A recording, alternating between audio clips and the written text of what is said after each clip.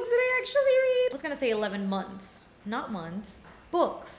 Hello book reading friends, welcome back to my channel, or welcome if you're new. My name is Melanie and today we're here with the books I read in October, also known as my October wrap-up. I am quite surprised with the amount of books that I got to read in October. I was definitely not planning to read as much, in quotations, as much as I actually did. I actually managed to read 11 books in October. There are 2 books in here that are kind of a cop-out, like they are a little bit of a cheat. So if you have yet to subscribe to my channel, don't forget to do so down below for more bookish content. I'm constantly uploading videos, around 2 to 3 a week, plus all the live streams that I also do throughout the week. And you can also follow me on all of my social medias, which are always linked down below, as well as my Amazon wishlist. Let us just address the elephant in the room, which is the first book that I read in October. And the book that I am talking about is Crush by Tracy Wolff. Crush is the second installment in the Crave series. How do I even start talking about this book without making it a rant? Crush is again the second installment of Crave, and in Crave we follow Grace, who after losing her parents has to move to Alaska to live with her only relative, which is her uncle, and he is the headmaster of Katmere Academy, which is essentially a supernatural academy, even though Grace doesn't know that. Once Grace gets there, she meets this boy called Jackson, and of course there is a paranormal romance element to the book. Crush felt like an entire different book in regards to plots, which it didn't have that much of, in my opinion. The writing was considerably worse than Crave, and it was way longer than it needed to be. This is almost a 700-page book physically. It was initially supposed to be 200 pages longer. Of what? Don't even ask me. Apart from the cheesy writing that we get in this book, which we did get in Crave, why would you make 2 teenagers make their song Florida Good Feeling? Second of all, we get virtually no explanation of anything until the end of the book, which is also what happened in Crave. And in the only parts of the book that we actually do get description are battle quest scenes I did not care about in the slightest, because I was just over this book. Safe to say, I gave this book a 1 star. The next book I read in October was The Rape of Nanking by Iris Chang. I wasn't originally planning to read this book. Actually,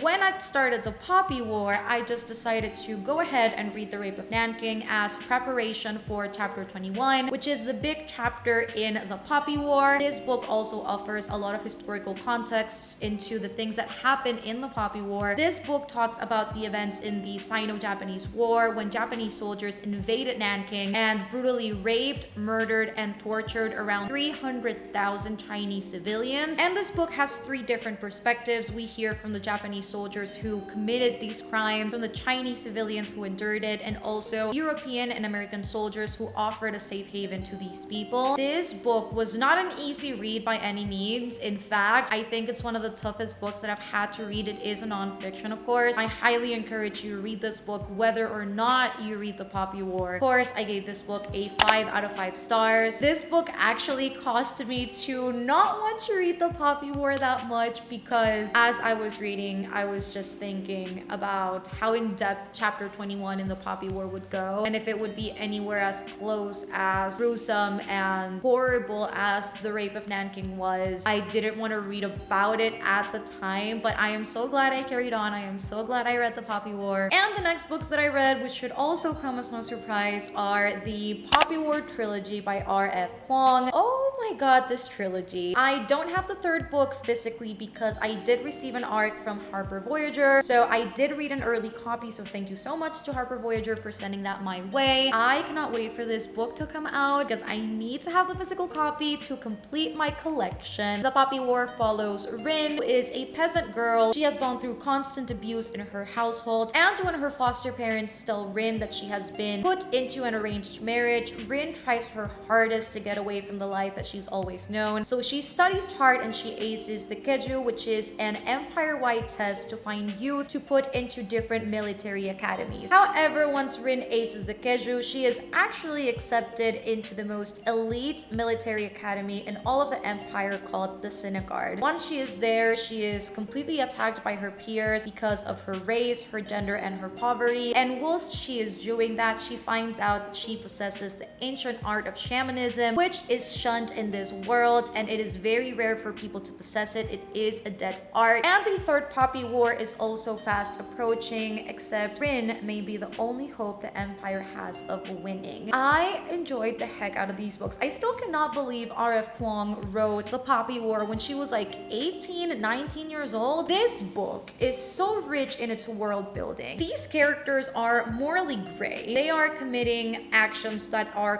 questionable at best, but they are also all justifiable. You truly get to see the effect that war has on people and how it truly warps the mind of soldiers and how they behave and they react to certain situations. I know it is not everyone's cup of tea, and it does have a lot of trigger warnings, so I will leave all of those trigger warnings listed in the description below. Again, if you want to know all of my in-depth thoughts about the Poppy War, you should definitely check out my reading vlog, which will be linked down below. For my ratings of these books, I gave the Poppy War a 5-star. Then with the Dragon Republic, I gave this book a 4.5, so not that big of a difference. I think with this book, the thing that brought down the rating a little bit for me was the fact that a lot of the book we spent time at sea, and that is just a scenery that I don't particularly enjoy in books. I can totally see and understand why people gave this book also a 5-star or a superior rating than the Poppy War. However, with my personal tastes, the Poppy War aligned more with that. And then for the Burning God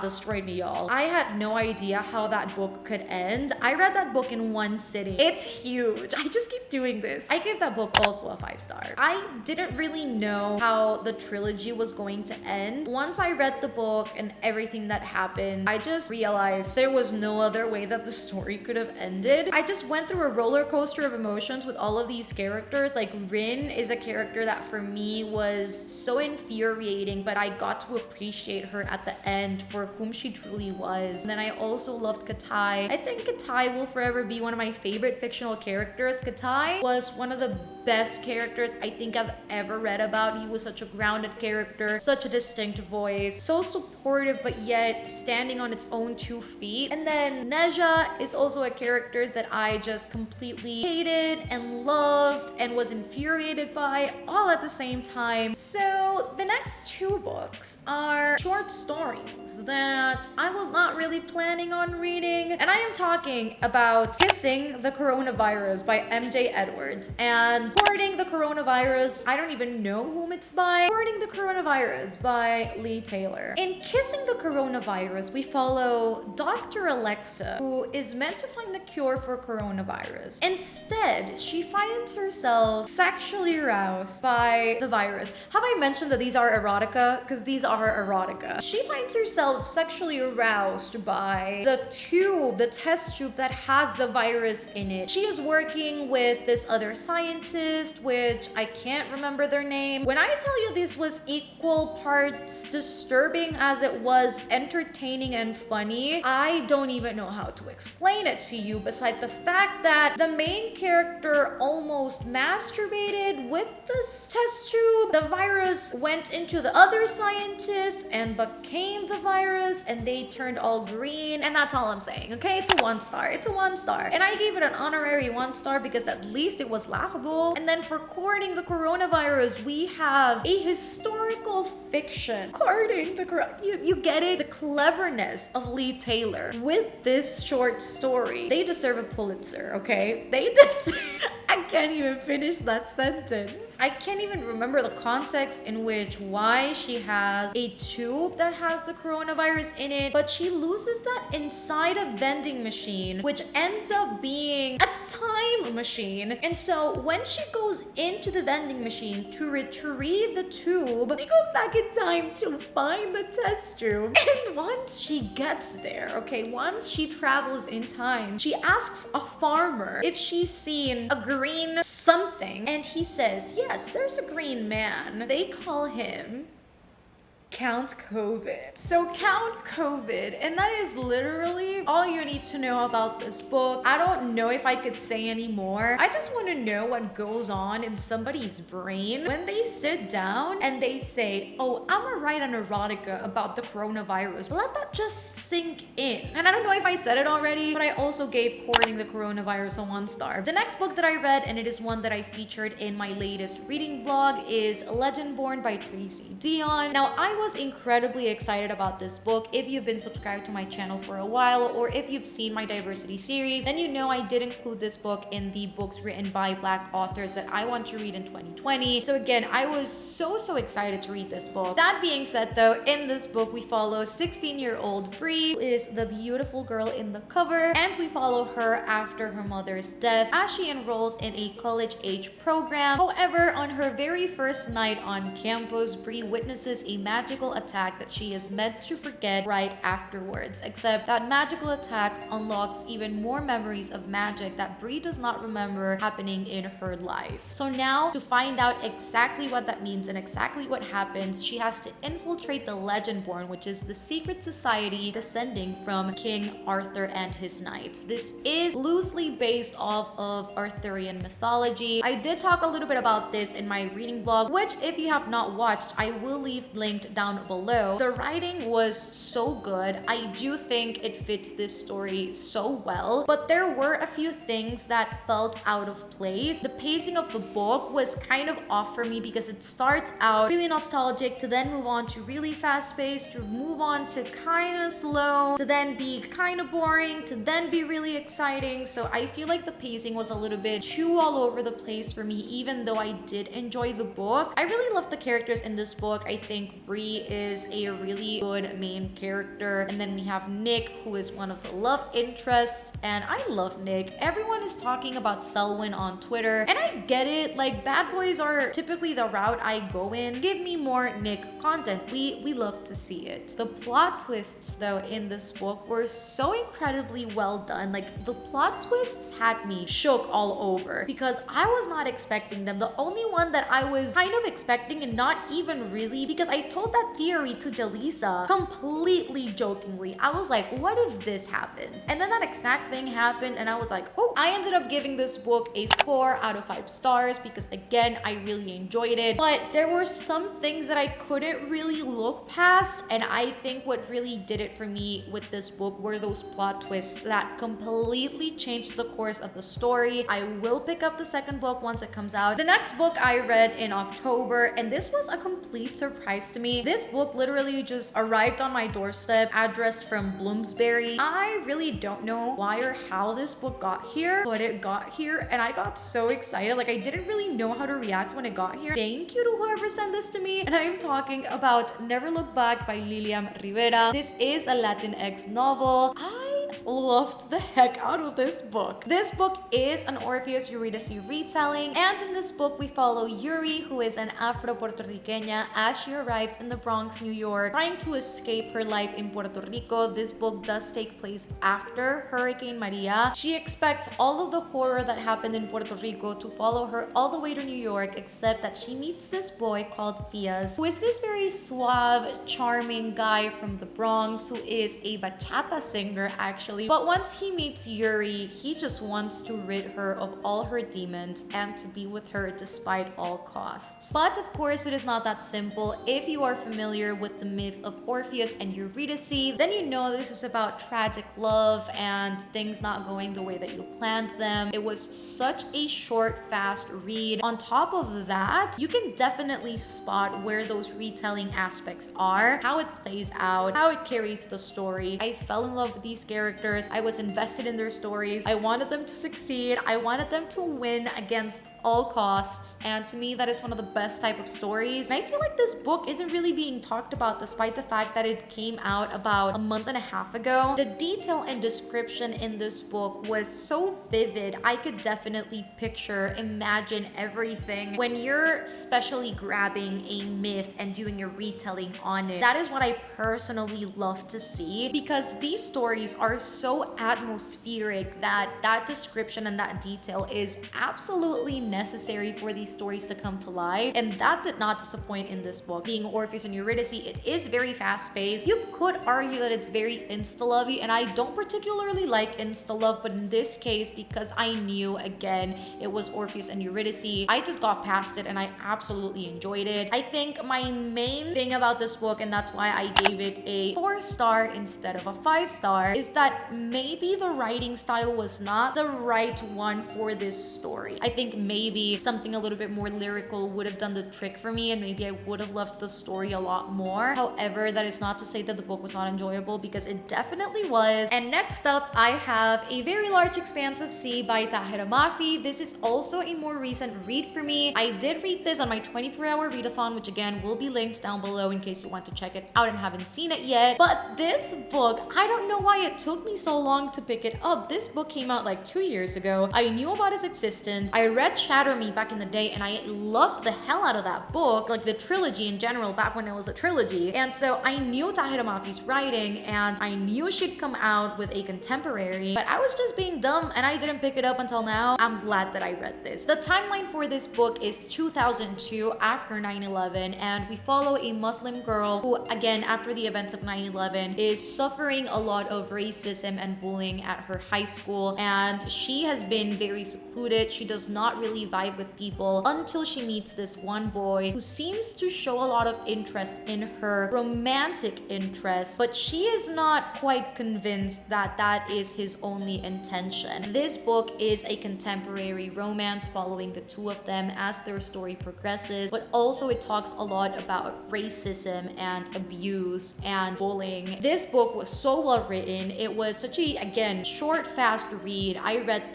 think I read this in 2 hours, maybe 3 hours, around that number. I read this very, very quickly. I found the two main characters so cute and so endearing, and I just wanted to hold them and never let them go. They were those types of characters that you want to protect from the whole world. Probably everyone has heard about this book. Everyone's read it. I feel like I'm the last person in the planet to actually read this book, because I literally uploaded my readathon vlog and everyone started commenting about how much they enjoyed this book, and I was like, okay, so I was not wrong to pick this up. I gave this book a 5 out of 5 stars, and I typically don't give contemporary such a high rating. It is very, very rare that I do. I think this may be my first contemporary that I have given a 5-star to. The writing was incredible. The story was just exactly what I needed at the moment in that 24-hour readathon. The characters were just so lovable. I think the story is also completely necessary. It made me cry. I was invested in the whole plot line, and it was a great book. It was a really just incredible book that if you have yet to read, you need to pick it up. And the last book that I read this month is, you guys know what it is already. It is Air of Fire by Sarah J. Maas. I have talked about this book enough times as it is. Also,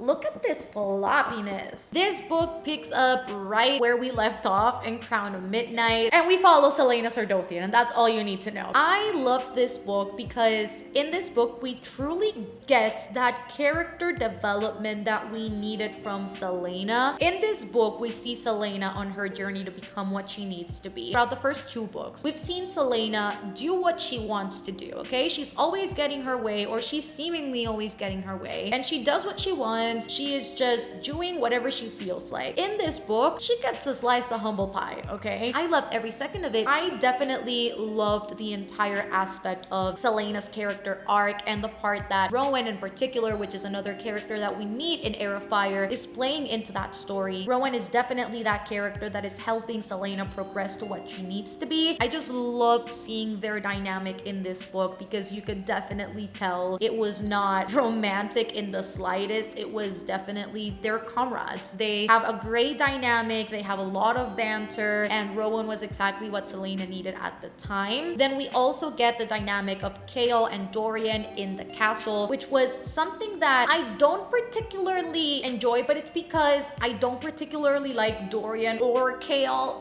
as characters. Those scenes for me were not as enjoyable as some other scenes that we got in this book. To me though, one of the most interesting things was Manon, which is another character that we got to meet in this book. And I just think it's very interesting to have seen Manon and the 13th and this entire world of like witches and magic. And I just love Manon because she is a strong, badass character. I feel like really Manon is what they were trying to sell Selena ass, but it's truly just Manon. But then we also got a lot of world building that was necessary in this book because it was about time we got that world building that we've been hinted at in the past 2 books. In this book, we finally get to see a lot of those nuggets finally being developed, and it was absolutely stunning. Sarah J. Maas is just a master of world building, what can I tell you? And I feel like the more that I talk about it, maybe I was wrong on my rating. I did say in my readathon vlog, I gave this a 4-star. So maybe this is a higher rating. You know what? I'm gonna bump up my rating and I'm gonna just give this book a 4.5 out of 5 stars. And those are all the books that I have for you guys today. Let me know down below in the comments what books you read in October and what you are planning to read in November. If you got to the end of the video, what could you comment? Comment some fire emojis. But also let me know how many books you read in October because I am interested. I always say you should never put pressure on yourself into how many books you should or shouldn't read in a month. If you enjoyed this video, also don't forget to give it a thumbs up, and you can also subscribe down below for more bookish content. I am constantly uploading videos that I am sure you do not want to miss, and I am also live streaming throughout the week, which again, it is pretty fun and I get to chat with all of